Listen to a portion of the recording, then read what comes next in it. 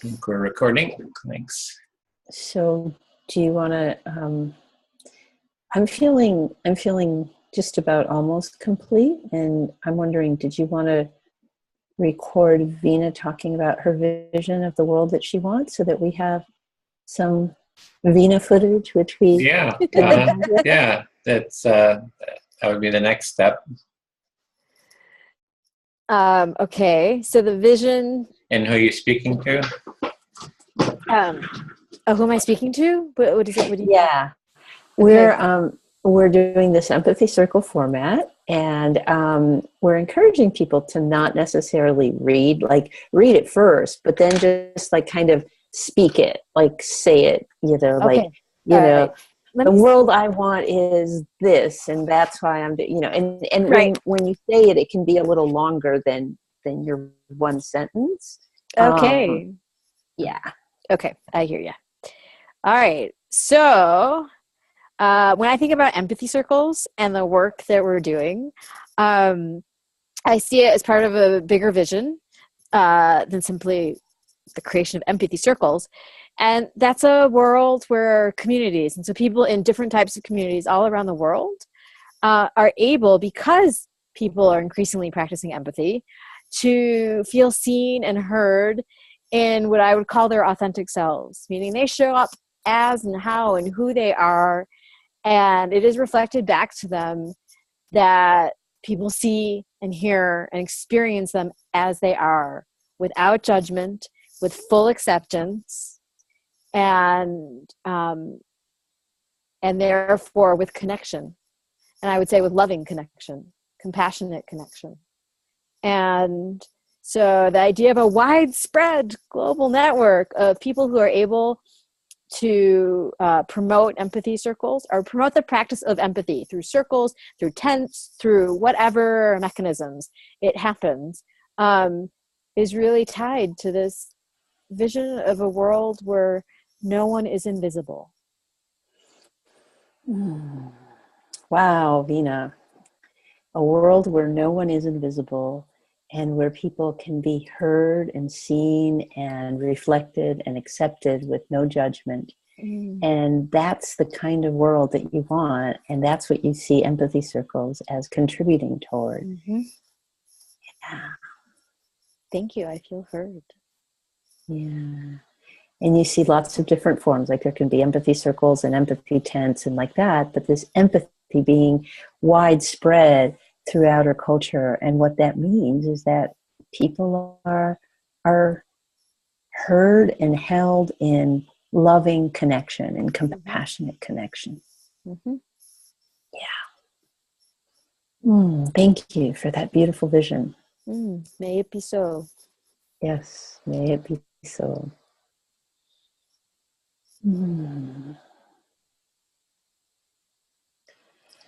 So, Crystal, did you want to share a vision? Yes. My vision about the empathy circle is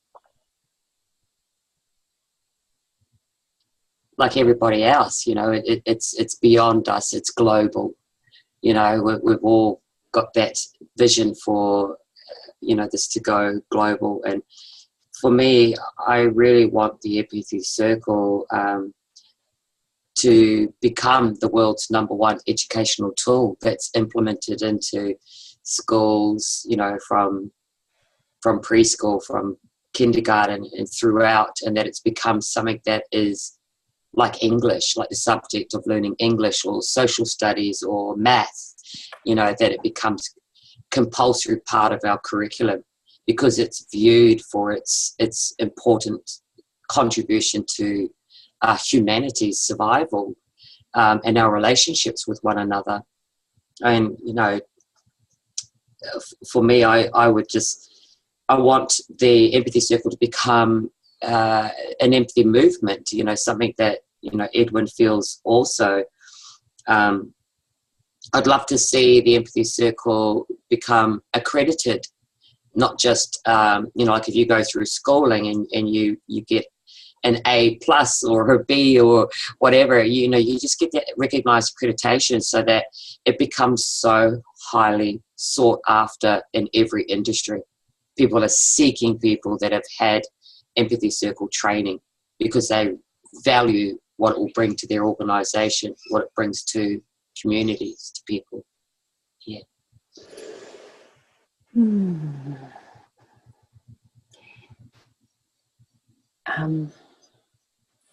Does somebody want to reflect that?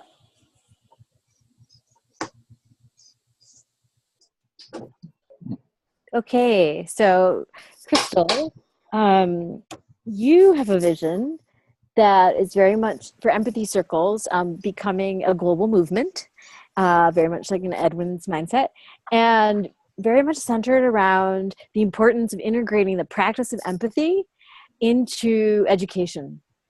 And so that it becomes as standard as math and social studies and science and English, as a practice, as something that is taught and learned in schools, so that we are creating together future generations of I'm inclined to use the word citizens, but I don't like that word, and that's not the word you used. But you know, the generations of the future, whatever their community, they're equipped to practice empathy, and therefore people are able to receive it and experience it on a regular basis. And you also see this as, so outside the school system for young people, so this could apply to young people too, but you're wondering why not have an accreditation system? And so that as people develop their skills, they also become accredited as people that are able to do things like hold an empathy tent, and also teach others to develop and evolve their skills in empathy. Yes. You know, the basis of empathy, you know, we learn it throughout, you know, that's the vision.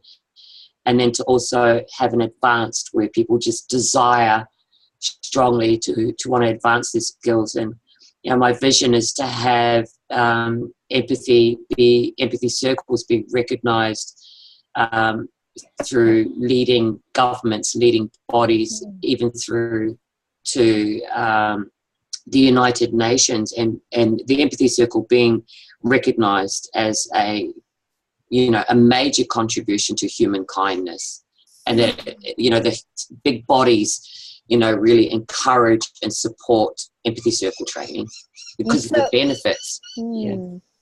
And so for you, the vision again goes global. And it's not just simply about accreditation, like a certificate or something, that might be there.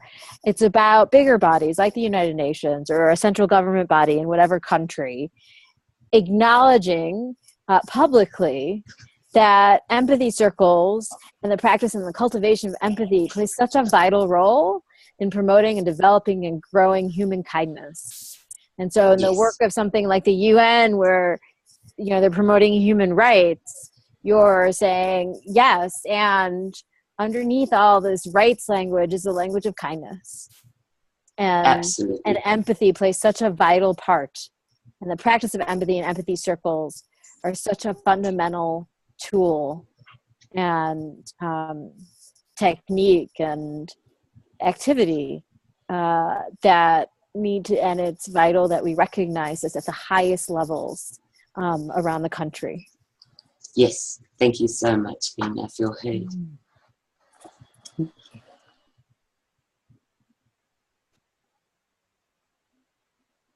Beautiful. Edwin, do you want to do yours? Okay. Yes. Should I select someone, or? Sure. Why don't Actually, you have maybe Crystal? I'll select Crystal to reflect. So I've got 3 vision statements. I'm playing with them, trying to see how do we kind of refine it, you know, get inspired and keep working on it. So the last one I have is we envision a global culture based on empathy that nurtures caring, connection, creativity, and addresses everyone's needs. So for me, it seems that empathy is really this foundational human value that's sort of like a gateway to other values So trying to really place empathy front and center as a value that can really lead to kind of addressing other needs so that people have. We could be willing to reflect that part first. Okay, so your first vision, Or the most current. Yeah, I have to read it, sorry. We envision a global empathic culture that nurtures feelings of connection, well-being, and flourishing for all. So it was actually number 3 that I read. Oh, sorry. Yeah, so that's the reason why I had to read that. I apologize. No problem. It's about building a foundation of human values, and it starts the process of being front and center, and people can use that as their guide of it's literally the foundation that helps them to lead forward through the empathy circle.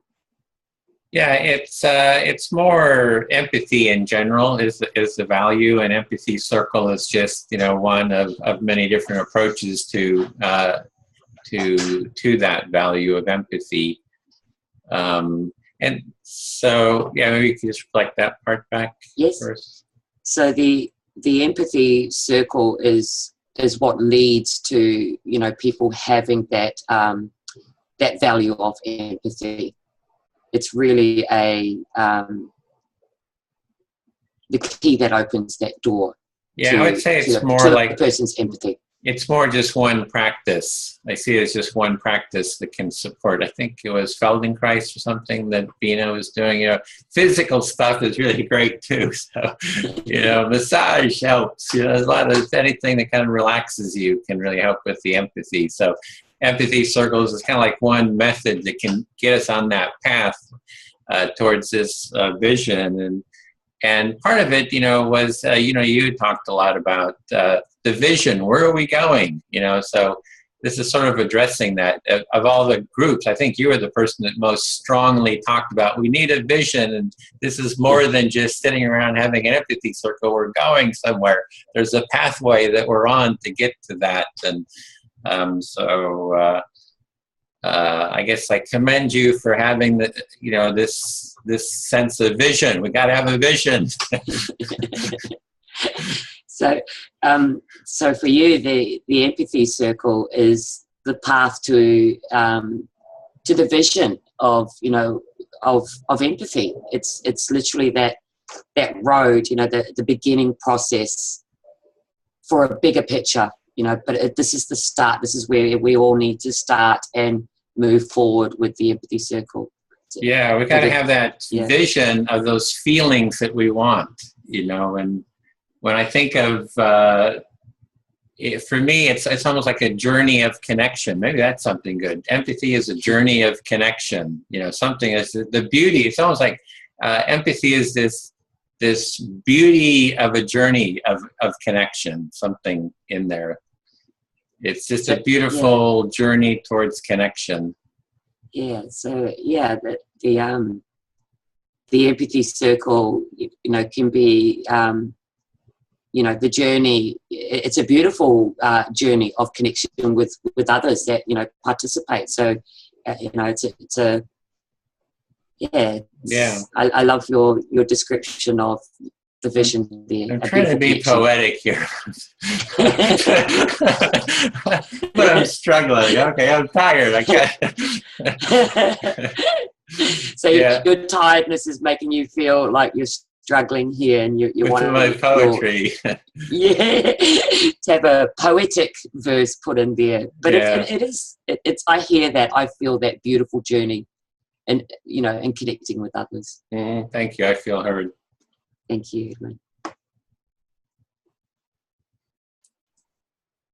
So I think Rosa, right? Yes. Yeah, so I'll do mine, and then we'll call it an evening. Okay. Yeah. So, my vision, my larger vision for the world, is a world where the knowledge of how to support human beings growth and development, and human beings connecting with their talents and gifts, and offering their talents and gifts to the world is much more widespread. And for me, a key element in that is empathy, as in empathic listening, and a really great way to learn empathic listening is via empathy circles. And so last time I shared something in the other group, and I really want to share it with you guys as well, because I think it's really powerful.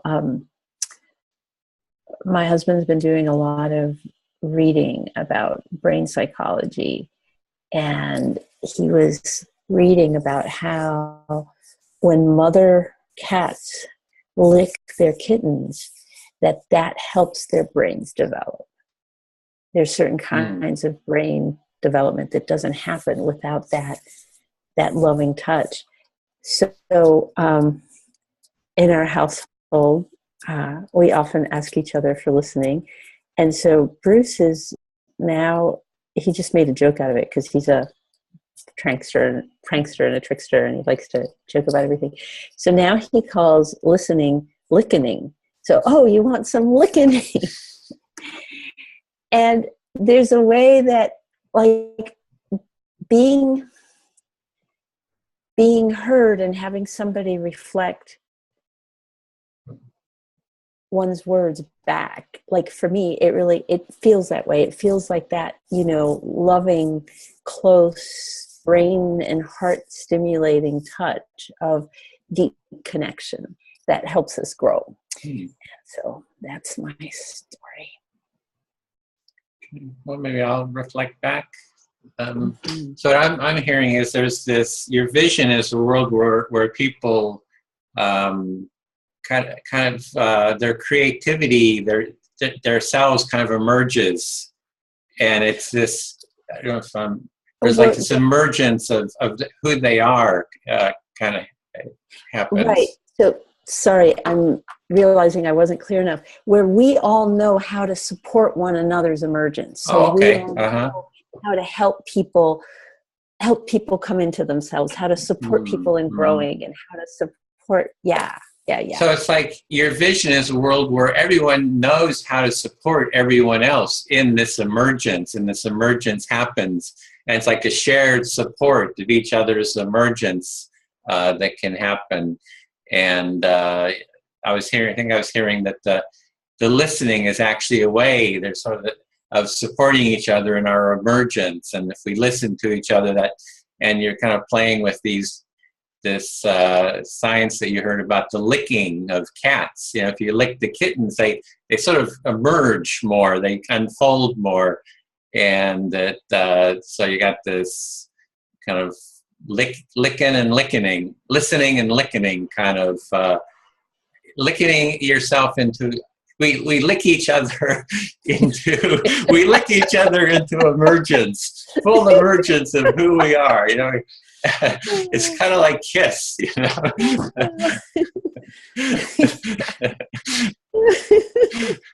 I know it's a little risque. You might not want to put that on the website, but just really wanted to share it. Yeah, I thought it would be good to end with laughter.